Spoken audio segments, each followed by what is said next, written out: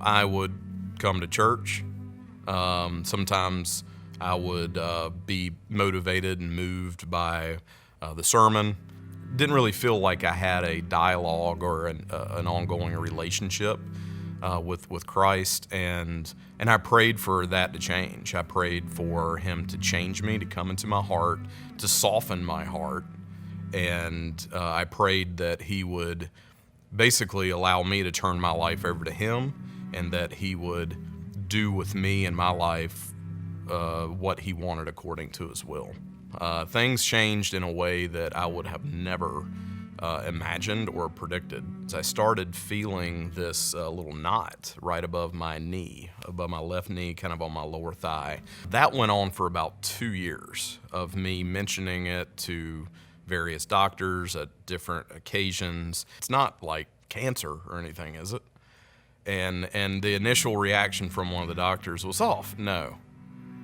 Well, you never really can rule it out until you do some tests, but no, I don't think it's anything to worry about. And I went back and asked the doctor, I said, hey, remember me? I saw you, you saw me about 6 months ago. What did you say that was again? And he immediately said, I don't know. Everything started speeding up. The MRI came back the next morning. I was formally diagnosed with a very rare and very deadly cancer. It's called a sarcoma. The survival outlook for sarcoma patients is not very good.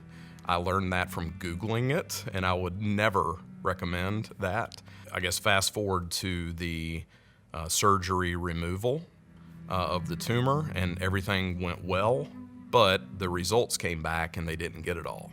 And so my doctor gave me 2 choices. We can do another surgery, and I'll make sure to get it all this time, but that's going to involve taking more muscle and more tissue out. There could be irreparable damage. You may walk with a limp the rest of your life, things like that. Or this other option is to just leave it alone and wait and see. And that was the hardest decision I've ever had to make. And I prayed to God to make the decision for me because I was beyond stressed at that point. Anxiety was very high. Probably within days of that prayer, my leg got an infection.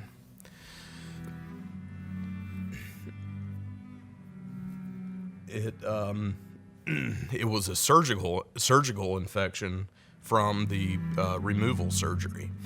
I sat on the couch about 9 in the morning, and I prayed to God that He would heal me. I prayed that He would make everything go away. I was to the point where I was kind of at my wit's end with it. And it had had an impact on me, an impact on my family, an impact on my business. And I prayed for healing. And I was in the middle of that prayer when the phone rang. And it was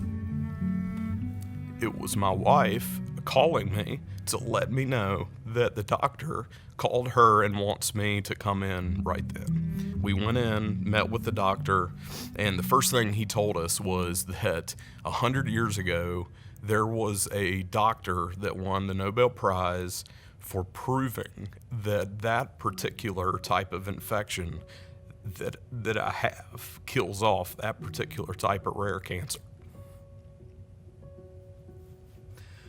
What are the odds? And I'm a numbers guy, right? What are the odds of a 1% cancer and I learned about a 3% chance of having a surgical infection like I had coming together right at the perfect time when I needed it and was praying for it. There's a scripture that I've clung to and appreciate more and more now after looking back on my experiences, Romans 8:28, that says, God works all things together for the good of those who love Him.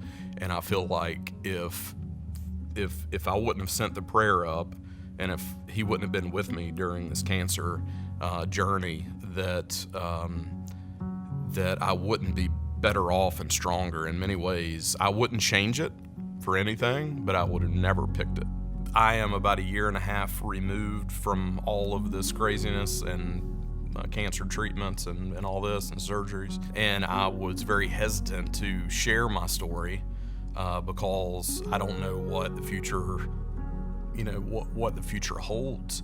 I didn't want to come back and tell the story about how I'm healed, and then the cancer comes back, and then it's not a good ending, and then people would lose faith because he died, But I realized that that's not what it's about. I've changed my perspective to an eternal perspective, and this, for me, this really horrible time brought me closer to him, and that's what I prayed for to begin with.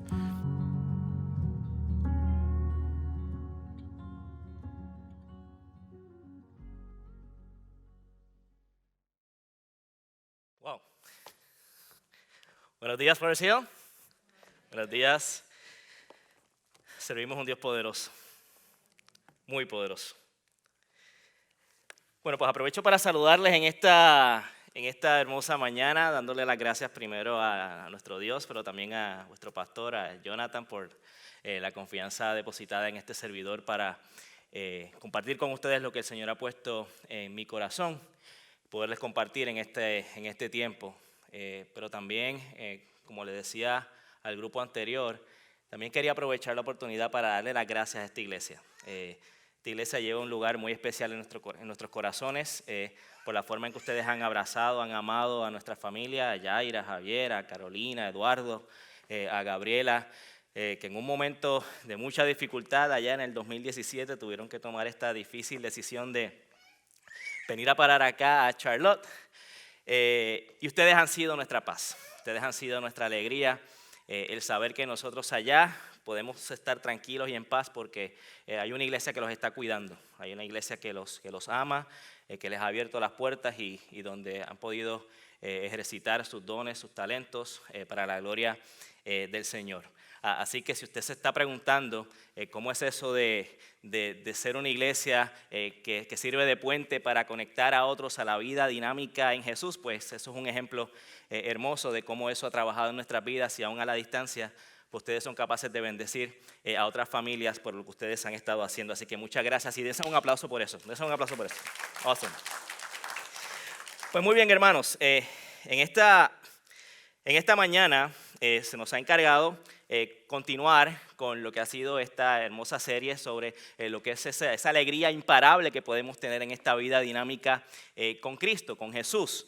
Y en este momento pues se nos ha encargado trabajar con el tema de encontrando esa alegría en los momentos de tribulación. Este mensaje bien chévere que nos ha compartido el pastor para compartir con ustedes en esta mañana, pero quisiera poder dar brevemente un repaso a lo que ha sido el resumen de esta serie durante estas pasadas semanas. Para aquellos que no pudieron compartir, ¿verdad? Y aquellos que nos escuchan, a quienes les damos la bienvenida.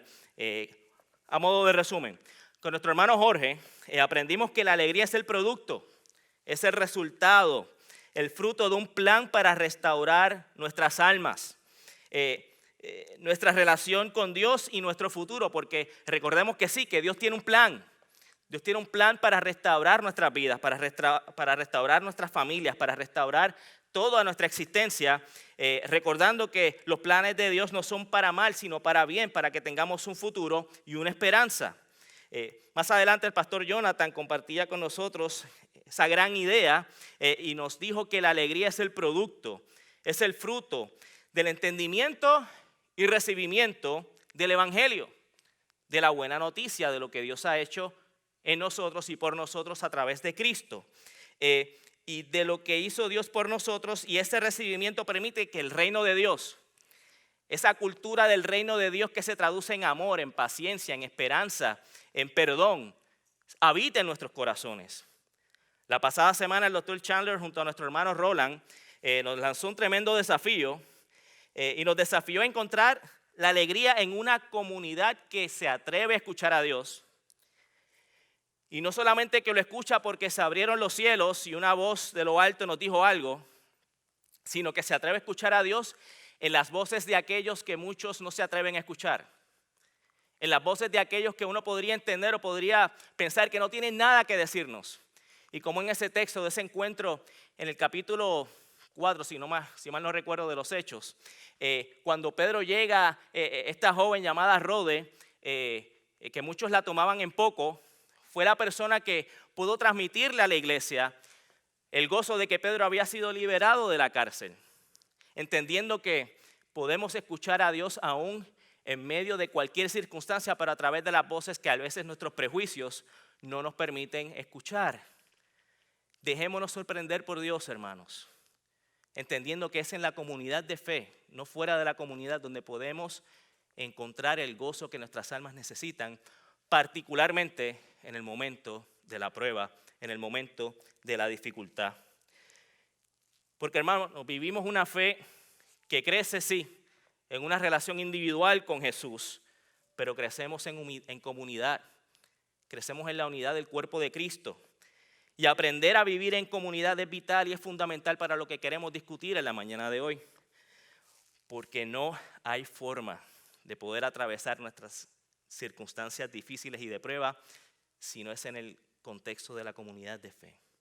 Es con nuestros hermanos, es con nuestras hermanas que nos alientan. Allá al escritor de los Hebreos se le decía a la comunidad, no dejando de congregarnos como algunos tienen por costumbre, sino juntos y juntas, congregándonos, recordando que no estamos solos, que no estamos solas y que pronto el Señor regresará, que pronto el Señor vendrá a buscar a su iglesia, donde pronto ya no habrá más dolor, no más llanto, pero en ese proceso es importante que continuemos viviendo en la comunidad de la fe, y más aún cuando vivimos en tiempos de difíciles circunstancias.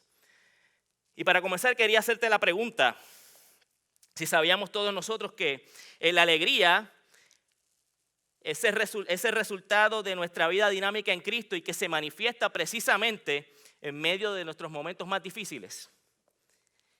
¿Sabías que nuestra vida caminando con Jesús nos equipa, nos da todas las herramientas que necesitamos para vivir esa vida dinámica que no es una vida que sale corriendo en el momento de las circunstancias? Que vive una vida de escape en el momento de las circunstancias, sino el poder del Espíritu de Dios se aviva en nosotros precisamente en medio de las circunstancias para poder brillar y para poder decirle a otros que Cristo es el Señor, que Jesucristo es el Señor y que solamente Él tiene la capacidad, la competencia, el poder, no para ayudarnos a huir, sino para soportar y para vencer. Bendito el nombre del Señor. Y ese es el Dios que le servimos, precisamente en el proceso de la prueba. Pero veamos qué tiene que decirnos la Escritura, la Biblia al respecto.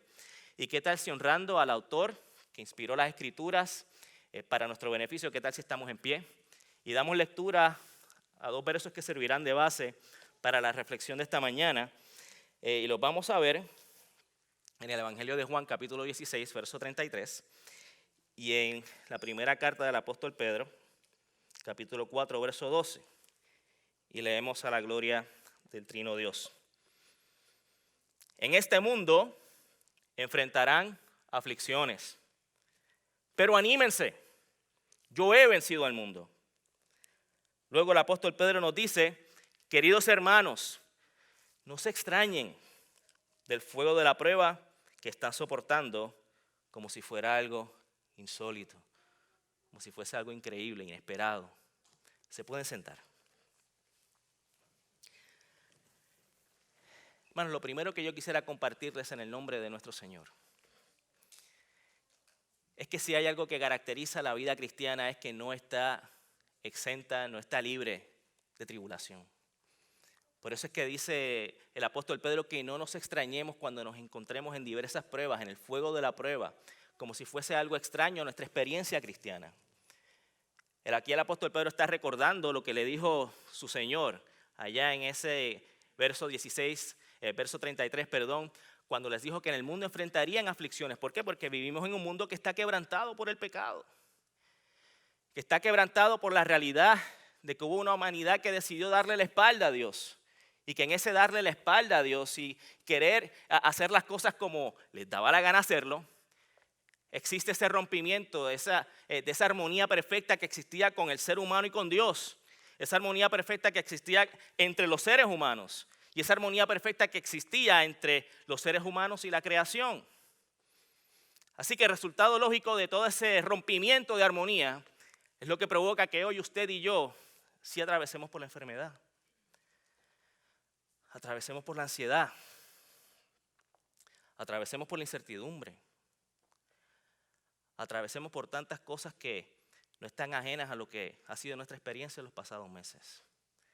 Porque ¿quién no me podría decir que estos no han sido meses difíciles, ¿no? En la incertidumbre de qué es lo que va a ocurrir con el COVID-19, el COVID-19, qué es lo que va a ocurrir con nuestros niños y nuestras niñas en su regreso a clases, qué es lo que va a ocurrir con nuestros trabajos, qué es lo que va a ocurrir en nuestra nación, tanto en Puerto Rico como en Estados Unidos, cuando nos preparamos para ir allá a ese momento culminante del periodo eleccionario y todo el conflicto y toda la confusión que eso puede provocar. Yo estoy aquí para decirte que sí, que vamos a experimentar aflicción, no es ajeno, la palabra nos lo dice. El apóstol Pedro le estaba diciendo a esta iglesia que estaba esparcida por todo el imperio romano, huyendo de la persecución, ya Cristo nos anunció que esto iba a ocurrir. No nos extrañemos, pero Cristo nos recordó que Él venció al mundo. Y observen que el apóstol Pedro utiliza una figura en todo lo que está discutiendo bien particular, que es la figura o el concepto del fuego. Él compara la prueba con fuego. Y lo hace precisamente porque está vislumbrando, está mirando que cuando estamos en el fuego, pensando en la dinámica que se dan con los metales, ¿qué es lo que hace el fuego? El fuego lo que hace es purifica, pero en ese proceso de purificación tienen que darse los contrastes. Cuando el platero, la persona que trabaja el oro, está purificando el metal, tiene que ver cómo se separa lo que es la pureza del metal con lo que son sus impurezas. Es confrontar a ese elemento que está en ese proceso de purificación con aquello que se aleja del propósito para el cual ese metal fue posiblemente creado por Dios en su momento, que era para brillar. Entonces nos tenemos que preguntar en esta hora, ¿cuál es ese fuego de la prueba en el que nos hemos visto involucrados o te ves involucrada en esta hora? Ese fuego de la prueba donde escuchaba yo una anécdota que compartía con el grupo anterior. A este platero se le preguntaba, dime cuándo es que tú piensas o ya sabes que el metal está completamente listo. Cuando el metal ya está completamente listo para la venta o lo que se va a utilizar. ¿Cuándo es que el metal está completamente depurado y purificado? A lo que el platero le responde, cuando ya tengo la capacidad de mirarme en el metal y ver mi imagen reflejada. La prueba, el fuego de la prueba por el que posiblemente tú y yo estemos atravesando. No lo desperdiciemos. Pidámosle al Señor, a nuestro Dios, que permita que al final del camino de la prueba, cuando Él nos mira a nosotros, vea su rostro reflejado en su carácter, en un carácter de amor, en un carácter de, ¿cómo traducimos? Endurance, soportar, en un carácter de perdón, en un carácter que ahí en el medio de la prueba puede servir para que otros que están atravesando por pruebas similares se puedan levantar en el nombre de Jesús. Pero el apóstol Pedro no tan solo estaba pensando en ese fuego de la prueba, ¿saben? Hay toda una narrativa, hay toda una historia que comparte con todo el pueblo de Israel cuando miramos allá en el libro de Daniel, particularmente en el capítulo 3.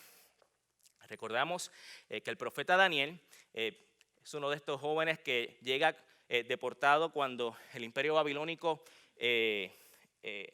conquista Jerusalén y se lleva deportado a un grupo de gente, y las primeras personas que se llevaron fueron las personas de las clases más altas. Y aquí nos está hablando particularmente de 3 jóvenes. Así que estamos hablando de 3 jóvenes que son inmigrantes, que lograron favor frente al rey Nabucodonosor, los pusieron en posiciones de favor, y allí en ese proceso el rey Nabucodonosor decide levantar una gran estatua. esta gran estatua para que todo aquel que mirara la estatua se postrara ante esa estatua. Y estos 3 muchachos deciden que no lo van a hacer, que ellos van a serle fiel al Dios que en casa papá y mamá le enseñaron que era el único Dios, que era el único que tenía la competencia para liberarlos de cualquier circunstancia. Y estos muchachos deciden que no se van a postrar. ¿Y qué es lo que decide el rey Nabucodonosor?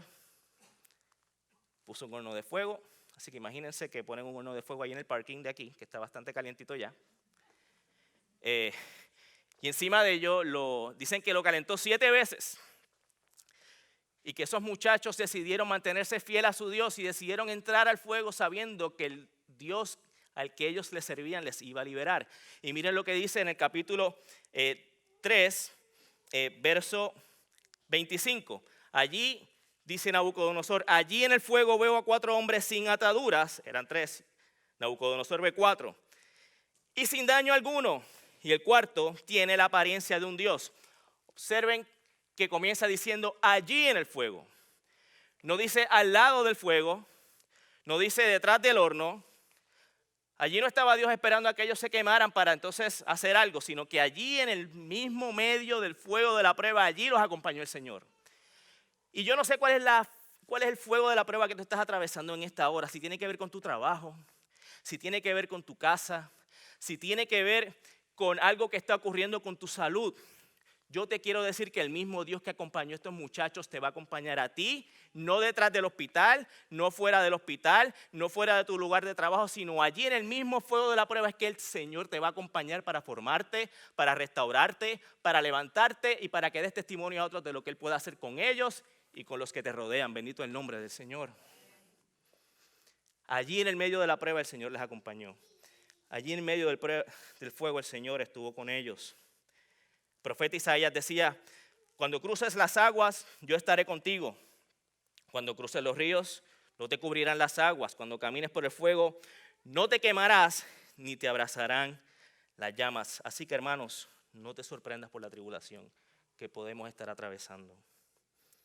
Camina con la confianza de que no caminas solo, de que no caminas sola, lejos de casa o cerca de casa, porque casa no es donde estoy posiblemente hoy, sino donde Dios me ha llevado, donde Dios me conduce, donde Dios me acompaña todo el tiempo y donde Dios camina con los suyos. Pero ¿qué hacemos con esto? ¿Qué otros recursos nos ofrece la Biblia para encontrar la paz? Para encontrar la alegría en medio de las circunstancias. Y Pedro nos habló de la prueba como el fuego, pero quiero que veamos también la vida del apóstol Pablo, porque si hay alguien que nos puede hablar de tribulaciones, es el apóstol Pablo. Y miren cómo lo evidencia la carta de Pablo a la iglesia de Corintios, en 2 de Corintios capítulo 11, versos del 23 al 28. Está larguito, pero es importante, porque a veces pensamos que aquellos que le sirven a Dios están exentos de toda esta situación. Aquí precisamente Pablo le está respondiendo a un grupo de falsos maestros que están desacreditando a Pablo, porque al ser una persona tan sufrida posiblemente no es lo suficientemente competente para ser el apóstol que terminó siendo. El apóstol que escribió el 75% de los libros del Nuevo Testamento se le atribuyen a esta persona que atravesó por todo esto. Dicen, son servidores de Cristo. ¡Qué locura! Yo lo soy más que ellos. He trabajado más arduamente. He sido encarcelado más veces. He recibido los azotes más severos. He estado en peligro de muerte repetidas veces. 5 veces recibí de los judíos los 39 azotes. 3 veces me golpearon con varas. 1 vez me apedrearon. 3 veces naufragué. Y pasé un día y una noche como náufrago en alta mar. Mi vida ha sido un continuo ir y venir de un sitio a otro. En peligros de ríos, peligros de bandidos, peligros de parte de mis compatriotas, peligros a manos de los gentiles, peligros en la ciudad, peligros en el campo, peligros en el mar y peligros de parte de los falsos hermanos. He pasado muchos trabajos y fatigas y muchas veces me he quedado sin dormir. He sufrido hambre y sed y muchas veces me he quedado en ayunas. He sufrido frío y desnudez y como si fuera poco, cada día pesa sobre mí la preocupación por todas las iglesias. Qué bien la estaba pasando el muchacho, ¿no? Pero miren qué increíble que el mismo escritor de esta carta a la iglesia en Corintio, este apóstol que tuvo que atravesar por todo este sufrimiento, por todo este dolor, sufriendo el rechazo de todos los que les rodeaban, particularmente de los suyos, de los mismos judíos. Es el mismo que en Filipenses 4, verso 4, dice lo siguiente: alégrense siempre en el Señor. Insisto, alégrense. Se volvió loco. Está loco. Bueno, pero el mismo Pablo decía luego, decía a los corintios también, que el mensaje de la cruz es una locura para los que se pierden, en cambio para los que se salvan, es decir, para nosotros, este mensaje es el poder de Dios. Hermanos, si es el poder de Dios no porque nos vuelve locos, es el poder de Dios porque es el poder de Dios el que nos llena de su presencia para que allí en medio de circunstancias que deberían representar destrucción, en medio de circunstancias que deberían representar depresión, en medio de circunstancias que deberían representar ruina, el Espíritu de Dios nos llena para saber y entender que en medio del fuego allí Él está. Que en medio de la circunstancia podemos aprender a vivir no importa cuál sea nuestra situación. No importa cuál sea el fuego de la prueba por el que esté atravesando, podemos vivir en esa vida dinámica en Cristo, esa vida llena del Espíritu de Dios, el gozo de saber que Él está presente y que nos fortalece. Así que hermanos, ¿cómo logramos eso? Preguntaría usted, dígame, pastor. Pues mire, quiero comenzar con un punto sumamente importante con el tiempo que nos queda. ¿Cómo logramos esa paz, esa alegría que sobrepasa todo entendimiento? Decía Pablo. Lo primero que te quiero manifestar es que esa alegría se aprende. Filipenses capítulo 4, verso 12 nos dice: sé lo que es vivir en la pobreza y lo que es vivir en la abundancia. He aprendido a vivir en todas y cada una de las circunstancias, tanto a quedar saciado como a pasar hambre, a tener de sobra como a sufrir escasez. Y aprovecho esta coyuntura, este momento para compartirte la gran idea de la mañana de hoy. Te quiero decir que la alegría es el resultado de mirar a Jesús como modelo de alegría en la tribulación y nuestra decisión de aprender a vivir contentos ante cualquier circunstancia porque Jesús nos acompaña. Hermanos, la alegría como aprendizaje significa que eso es algo que no podemos comprar, que no es algo que podemos producir por nuestras propias fuerzas y nuestro propio intelecto, por nuestros propios recursos. Esta mañana le compartí al grupo, no es algo que podemos llegar a la casa y decirle: Alexa, how about some joy? No pasa. No es algo que podemos mandar a buscar por Amazon. Yo le decía al grupo, si yo espero a que Alexa o Amazon me traiga alegría a Puerto Rico, estaría esperando mucho tiempo, ¿saben? No es algo que podemos producir, no es algo que podemos generar. Es algo que aprendemos con la experiencia de ver a Dios en el horno de fuego, en el proceso de la prueba. Hermano, yo le compartí al grupo anteriormente que para ese año 2017, este servidor se quedó sin trabajo. Se quedó sin trabajo en febrero y se recordarán que ya en septiembre llegó el huracán María, así que estuve durante todo ese proceso buscando trabajo. Y toda esa inquietud, esa incertidumbre, esa confusión, ese enojo, ese coraje de que las cosas no suceden como yo quisiera que sucediesen, que no ocurren como yo quiero que ocurran. Y hermanos, llegó el huracán, que empeoró todavía la cosa, y no fue hasta 2 semanas antes de que se venciera el seguro médico de mi familia que el Señor llegó al horno. Recibí una llamada telefónica ofreciéndome un empleo con seguro médico para mi familia. Bendito el nombre del Señor. Y a veces decimos que el Señor llega o que el Señor se va, es que el Señor siempre está. El Señor nunca nos abandona.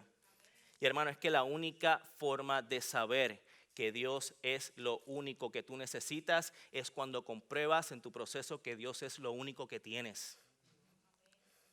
Es cuando todo eso que tú aprendiste en el seminario, cuando todo eso que aprendí en la escuela bíblica, es cuando todo eso que me decía mi abuela, mi mamá, cuando hablábamos del Salmo 23, es en el fuego de la prueba donde todo eso se transporta de mi intelecto al corazón. Porque es cuando aprendo, es cuando entiendo que Jehová verdaderamente es mi pastor y que nada me faltará. Es cuando verdaderamente entiendo que mi Dios va a suplir todo lo que falte conforme a sus riquezas en gloria en Cristo Jesús. Puedes leer todos los libros del mundo, pero no es hasta que atravieses por el fuego de la prueba que vas a poder conocer el carácter de Dios. El carácter de Dios que acompaña, que suple y que fortalece. Ahora bien, quiero pasar a 3 puntos bien prácticos que te quiero ofrecer en esta mañana para ya ir culminando. Y los mismos los tomo del libro Walking with God Through Pain and Suffering del hermano Timothy Keller, altamente recomendado, pero creo que nos ofrece 3 herramientas importantes que nos van a ayudar a atravesar por este proceso sabiendo que el Señor nos acompaña. Quiero hablarte de pensar, de agradecer y de amar. Cuando hablamos de pensar, allí en Filipenses capítulo 4, verso 8, por último, hermanos, consideren bien todo lo verdadero, todo lo respetable, todo lo justo, todo lo puro, todo lo amable, todo lo digno de admiración, en fin, todo lo que sea excelente o merezca elogio. En otras versiones dice que luego de que consideres todo esto, pues en esto pensad. Ese considerar no es otra cosa que un ejercicio de reflexión, de meditar, y en este caso todo lo que es verdadero, respetable, amable y digno de admiración. ¿A qué entonces se refiere el apóstol? El apóstol está utilizando este verbo consideren, pero otras funciones de este verbo también pueden significar calcular, o mejor aún, recordar. Cuando nos está hablando de considerar, nos está invitando a recordar, pero ¿recordar qué? Recordar quién es Dios y quién soy yo. Recordar qué fue lo que hizo Dios por mí en la cruz del Calvario cuando yo, mereciendo estar muerto, Cristo murió por mí. Cristo resucitó y hoy se sienta a la derecha del Padre para bendecirme, para guardarme, para cuidarme, aún en medio de la prueba. Por eso es tan importante, hermanos, que sepamos, diría el boricua, de rabo a cabo, de un lado al otro, ¿de qué se trata el Evangelio? El Evangelio no es otra cosa de recordar que yo, no mereciendo absolutamente nada, Dios en Cristo murió por mí y resucitó.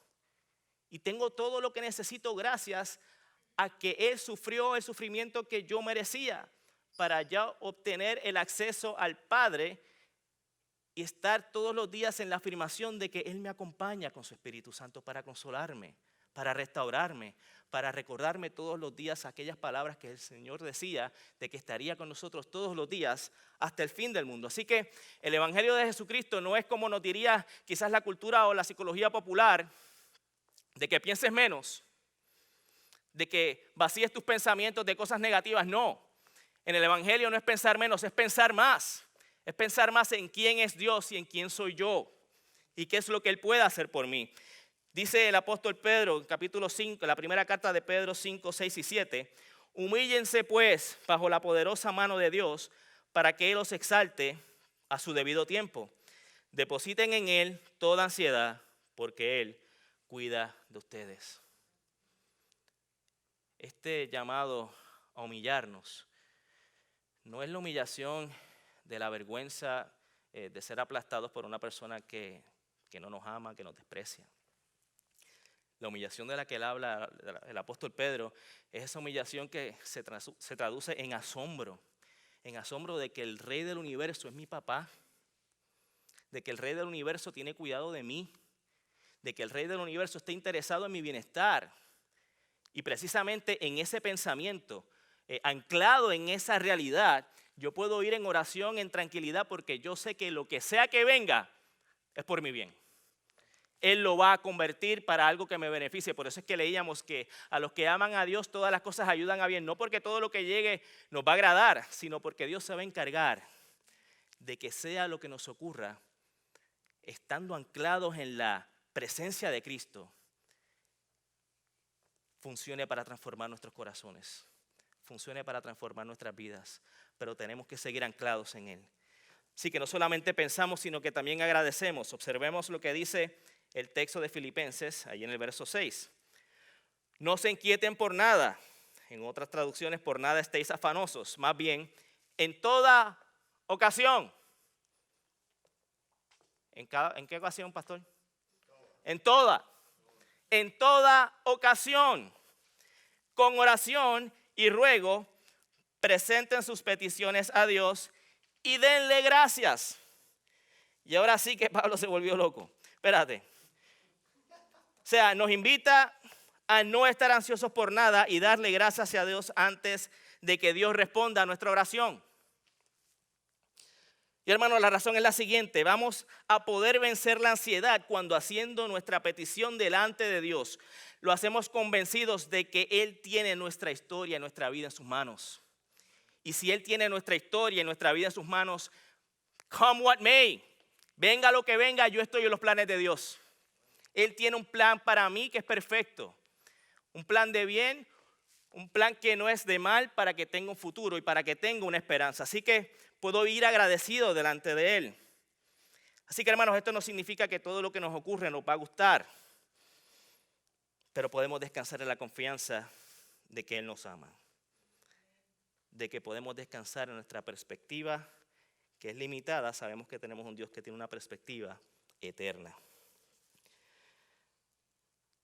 Mi mamá fue una de las primeras pacientes en Puerto Rico con una enfermedad llamada esclerosis múltiple, multiple sclerosis. Para finales de los 70 no existían los tratamientos que existían hoy. Es una enfermedad que ataca tu sistema central nervioso y en la eventualidad pues te quedas completamente paralizado. Yo no recuerdo nunca haber visto a mi mamá caminando. Año 1989, el 6 de mayo, poco antes del Día de las Madres, mi mamá fallece, muere. Recuerdo yo cómo iban los hermanitos y las hermanitas de la iglesia a orar por mi mamá, a levantarla de la cama, levántate y anda, talita kumi, toda la cuestión, you know. Y saben que, hermanos, mami no se levantó. No tan solo no se levantó, sino que fue a morar con el Señor. Entonces, este chamaco de 11 años comienza a crecer con toda esta rabia, estas preguntas, este coraje, estas inquietudes, estas preguntas. Llega el Señor a mi vida y no es como hasta eso de los 20 y pico de años que en su lecho de muerte uno de mis más grandes amigos, que también pasó a morar con el Señor con leucemia, me dice: mira, Juan Carlos, yo quisiera poderte decir por qué tu mamá no se sanó. Pero algo que yo te puedo decir aquí desde donde yo estoy es que nadie amó más a tu mamá que su creador. Es que nadie me ama más a mí que mi creador. Que nadie ama más a tus hijos, a tu hija. Nadie ama más tu bienestar de salud, financiero, espiritual, que el Dios que te creó. Pero tienes que aprender a vivir sabiendo y afirmando que Dios te acompaña en el fuego de la prueba. No significa que todo lo que va a ocurrir te va a gustar, pero sí significa que indistintamente de lo que ocurra, Dios me acompaña y esa prueba no se va a desperdiciar, porque algo bueno Él va a hacer en mí. Algo bueno Él puede hacer en ti. Y por eso yo le doy gracias a Dios. Así que no solamente pensamos, no solamente agradecemos, sino que también amamos. El apóstol Pablo no tan solo le está diciendo a la iglesia de Filipos que reconfigure o cree nuevos pensamientos, esos pensamientos que se crean en la mente, ¿no? Sino que también reorganicen cuáles son los afectos, cuáles son las cosas que crean vínculos fuertes en nuestro corazón. Entonces ya no es solamente qué es lo que pienso, sino qué es lo que siento y qué es lo que amo. El apóstol Pablo allá en Romanos capítulo 1, verso 25 está diciendo que la gente sustituyó a Dios, el creador, por las cosas creadas. Es decir, sustituyeron a Dios, el creador de nuestros trabajos, por los trabajos. Sustituyeron a Dios, el creador de nuestras esposas, nuestros esposos, nuestros hijos, por los hijos mismos. Y se comenzaron a crear estas experiencias de idolatría donde nos arrodillábamos primero a las bendiciones de Dios antes que arrodillarnos a Dios mismo. Entonces el Señor nos está invitando no tan solo a que pensemos que Él hizo por nosotros, no solo a que le agradezcamos por todo lo que ha hecho y lo que Él hará en nuestras vidas, sino que también le rindamos a Él nuestra máxima lealtad. Hermanos, ¿saben por qué? Porque la situación es que cuando sacamos a Dios del centro y ponemos en el centro nuestro trabajo, nuestra vida, aquello que no es Dios, estamos poniendo nuestra vida sobre arena movediza. Los trabajos se van, los familiares mueren, los hijos a veces se van porque crecen y se tienen que ir, pero nuestro Dios permanece para siempre. Tenemos que poner nuestra vida en terreno que no cede a las inclemencias del tiempo. Tenemos que poner nuestra vida sobre aquel que tiene el poder para darnos las cosas mucho más abundantemente de lo que pedimos o entendemos. A Él la gloria y a Él la honra. Así que, hermanos, pensemos, vivamos agradecidos y amemos a aquel que nos amó primero.